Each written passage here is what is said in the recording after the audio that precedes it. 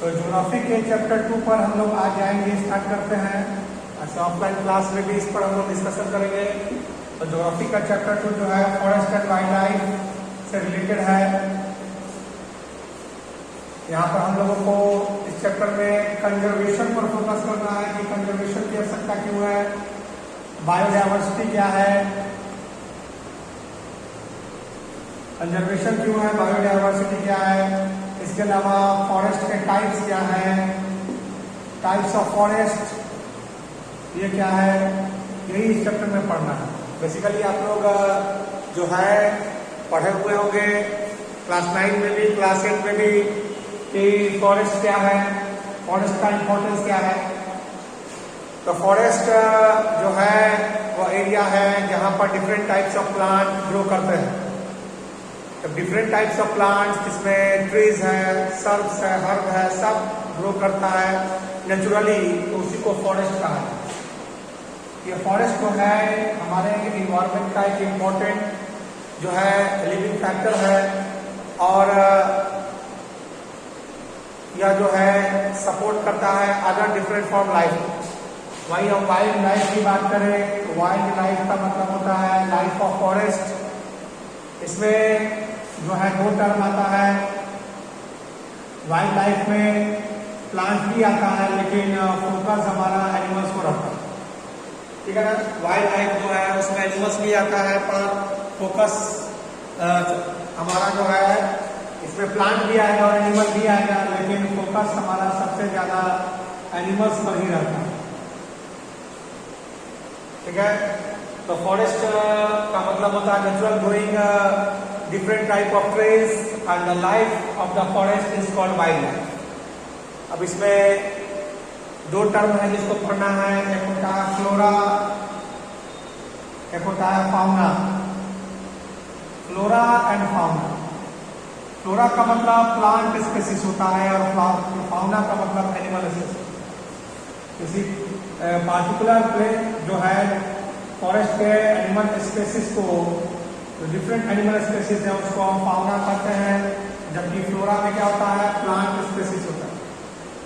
Plant species जो है उसको हम लोग क्या कहते हैं, फ्लोरा कहते हैं। Flora and fauna, flora and fauna, plant species and animal species. और यही बायोडायवर्सिटी है, different type of living in an area, different type of plants. उस जहां पर बायोडायवर्सिटी है जिस जगह पर उसको फॉरेस्ट का, और different type of plants and animals के कॉम्बिनेशन को हम बायोडायवर्सिटी कहते हैं। बायोडायवर्सिटी जेनेटिक डायवर्सिटी को मेंटेन करता है, हमारे इकोसिस्टम को मेंटेन करता है, फूड चेन को मेंटेन करता है, नेचुरल ब्यूटी होता है हमारा।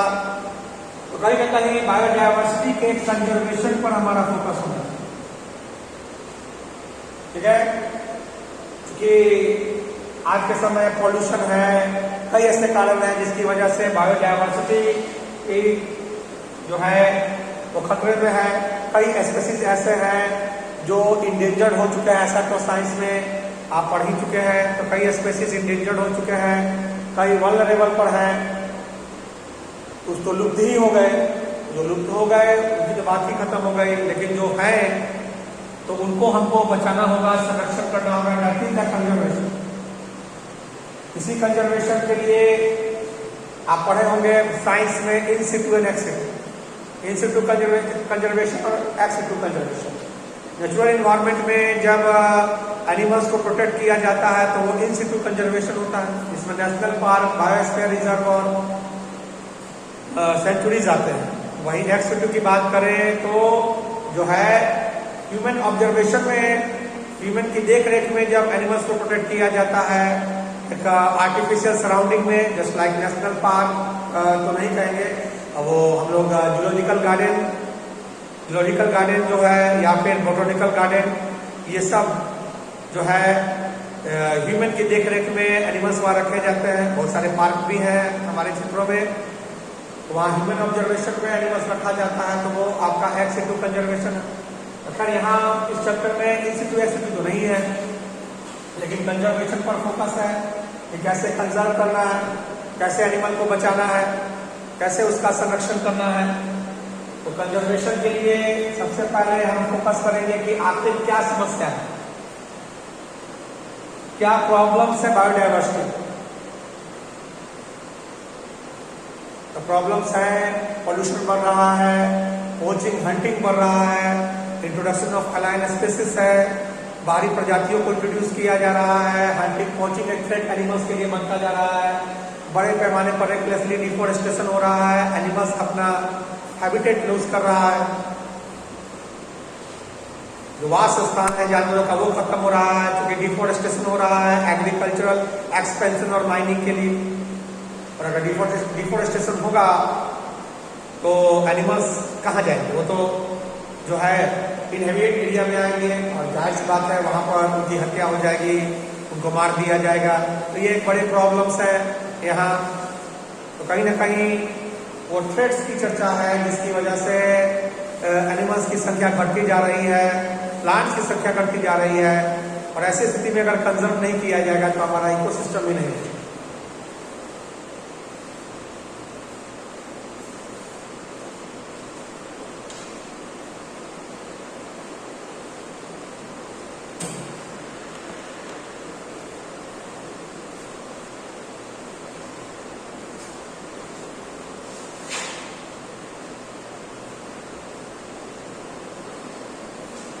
तो कुछ थ्रेट्स है डर, एक तो हो गया पोल्यूशन, उसके बाद रेकलेसली कटिंग ऑफ ट्रीज। इसीलिए हम डिफोरेस्टेशन क्यों ना करें इसको, डिफोरेस्टेशन, उसके अलावा hunting poaching,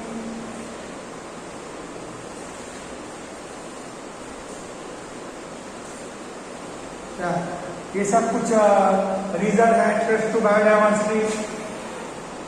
threats to biodiversity, pollution बढ़ता जा रहा है, एयर की बात करें, वाटर की बात करें, इसका भी एक इम्पैक्ट क्योंकि ह्यूमन लाइफ पर तो है ही, एनिमल्स पर भी है। यहाँ तक डिफोरेस्टेशन की बात करें तो इसका जो कारण एक mining and agricultural expansion,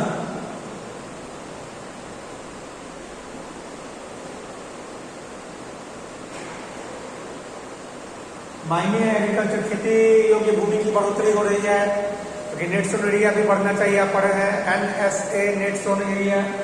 mining activities को प्रमोट किया जा रहा है इंडस्ट्रियल सपोर्ट के लिए, तो पेड़ों को रेकलेसली काटा जा रहा है, पेड़ कट रहे हैं तो हैबिटेट खत्म हो रहा है, वो जंगली जानवर जो जंगलों में रहते हैं कहीं ना कहीं फॉरेस्ट डिसअपियर हो रहा है, तो उन लोगों को फिर किसी विलेज की ओर मूव करना पड़ रहा है, वो ओपन एरिया में आ रहे हैं, ग्रामीण क्षेत्रों में जा रहे हैं जहाँ उनकी हत्या हो जा रही है। हंटिंग एंड पोचिंग भी है, सदियों पहले से एनिमल्स का शिकार होता आया है, एक हंटिंग गेम भी होता था, पोचिंग, उससे मारकर उसके बॉडी पार्ट का सेलिंग, इलीगल हंटिंग जो है इलीगली उसके बॉडी पार्ट्स को सेल किया जाता है, एलिफेंट का टस्क हो या फिर क्रोकोडाइल का स्किन हो, मार्केट डिमांडेड है और इसी के लिए उन्हें मारा जाता है। तो ये कुछ कारण है जो कहीं ना कहीं जो है बायोडायवर्सिटी के लिए डर बने हुए हैं, एनिमल की संख्या घटती जा रही है। इसी में आपका एक टॉपिक दिया हुआ है प्रोजेक्ट टाइगर। अब इसी के लिए एक एक्ट आया था, wildlife conservation act. Wildlife conservation act, wildlife conservation act 1972, इसके तहत हंटिंग और पोचिंग को इलीगल बैन किया। Hunting and poaching are declared illegal. Illegal declare किया गया है, ऐसा करने वाले को दंडित किया जाएगा। हंटिंग एंड पोचिंग को जो है क्या किया गया है, इलीगल डिक्लेयर किया गया है। वाइल्ड लाइफ कंजर्वेशन एक्ट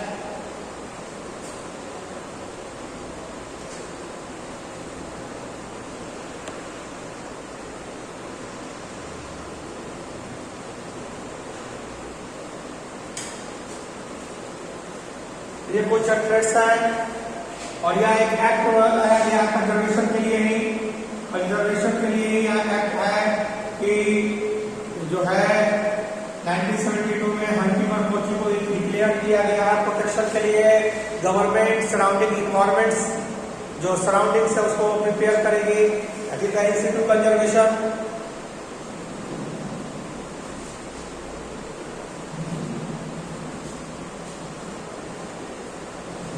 उसी को इंस्टीट्यूट कंजर्वेशन कहा जाता है। प्रोटेक्शन का प्रयास किया जाएगा, एनिमल को बचाया जाएगा। जो इलीगल हंटिंग एंड पोचिंग है उसे डिक्लेयर किया जाएगा इलीगल और कह दिया गया है वाइल्ड लाइफ कंजर्वेशन एक्ट 1972 ने हंटिंग और पोचिंग को जो है डिक्लेयर कर दिया है इलीगल। इसके बाद हम बात करेंगे प्रोजेक्ट टाइगर की। Project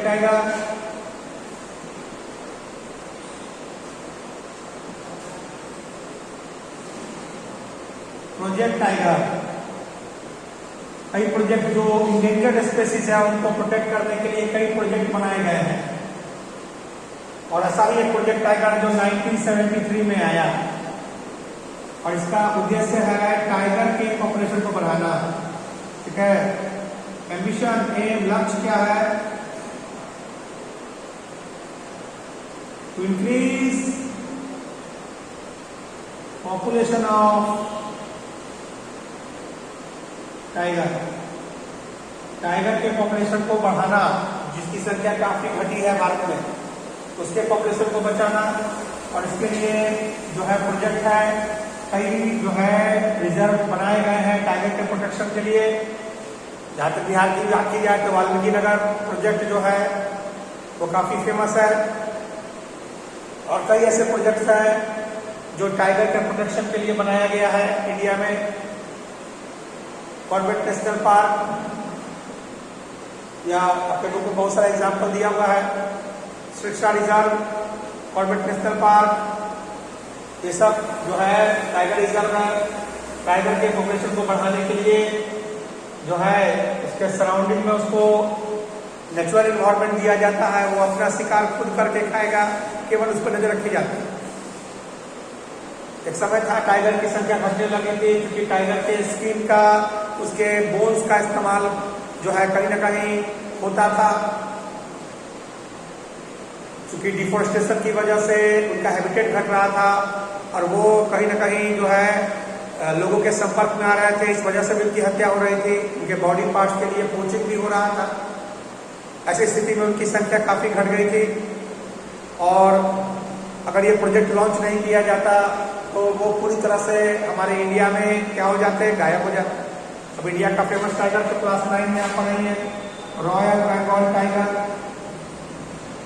royal Bengal tiger, Sundarban delta,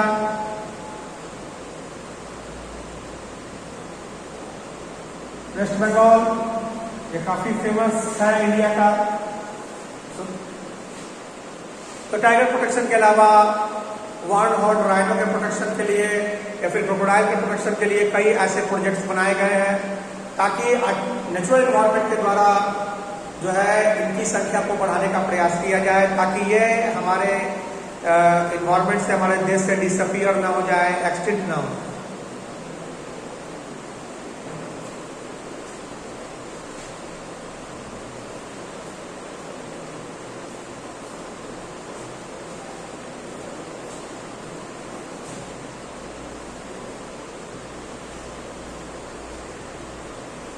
ये प्रोजेक्ट अब हम थोड़ा फॉरेस्ट के इम्पोर्टेंस की चर्चा करेंगे। तो एक कॉमन क्वेश्चन है कि फॉरेस्ट का इम्पोर्टेंस क्या है। फॉरेस्ट का बहुत सारा इम्पोर्टेंस है। टिम्बर ट्री फर्नीचर के काम में आता है, मेडिसिनल प्लांट मेडिसिन के फॉर्मेशन में क्या। इसके अलावा फॉरेस्ट जो है वाइल्ड लाइफ को हैबिटेट प्रोवाइड करता है। फॉरेस्ट जो है हमारे सराउंडिंग को हाई टेम्परेचर से प्रोटेक्ट करता है। क्लाउड फॉर्मेशन में फॉरेस्ट सपोर्ट करते हैं, ग्राउंड वाटर रिचार्ज में फॉरेस्ट सपोर्ट करते हैं। फॉरेस्ट के कई फायदे हैं, क्या ऑक्सीजन साइकिल हो या कार्बन साइकिल, सब में फॉरेस्ट अपना एक इम्पोर्टेंट रोल प्ले करता है। मेडिसिनल प्लांट्स हैं, आज के समय में कितनी दवाएं हैं जो फॉरेस्ट के थ्रू मिलती है, मेडिसिनल प्लांट्स क्लास 9 में तो पढ़े ही थे, 10 में भी है, लेकिन प्लांट्स का नाम नहीं है। तो ऐसी स्थिति में फॉरेस्ट का प्रोटेक्शन भी जरूरी है। रेकलेसली ट्रीज को नहीं काटना है। क्या कई प्रोजेक्ट्स ऐसे हैं, माइनिंग प्रोजेक्ट, जिसकी वजह से जो है झारखंड और छत्तीसगढ़ जैसे राज्यों में बड़े पैमाने पर पेड़ों को काटा गया है। तो फॉरेस्ट अगर डिसअपियर होगा तो इसका एक नेगेटिव इम्पैक्ट हम ही पर होगा। फॉरेस्ट अगर डिसअपियर होगा तो इसका एक नेगेटिव इम्पैक्ट हम ही पर होगा और हम उसे बच नहीं पाएंगे। इसलिए फॉरेस्ट को बचाना भी है, हमारा ड्यूटी होगा। कंजर्वेशन यहाँ पर भी हमको फोकस करना है। जिस तरह से एनिमल के लिए हम प्रोजेक्ट टाइगर की बात करते हैं, ऐसे फॉरेस्ट के कंजर्वेशन पर भी हमारा फोकस। वन महोत्सव सेलिब्रेट किया जाता है 5 जून को। फर्स्ट वीक ऑफ जून जो है वो इसी प्लानिंग के लिए होता है कि पेड़ ज़्यादा से ज़्यादा लगाए जाए। तो ऐसे एक्टिविटीज करके हम पेड़ों की संख्या बढ़ा सकते हैं। क्या रेकलेसली फॉरेस्ट को डिसअपियर नहीं होने देंगे, उसे कंजर्व करेंगे। ओके,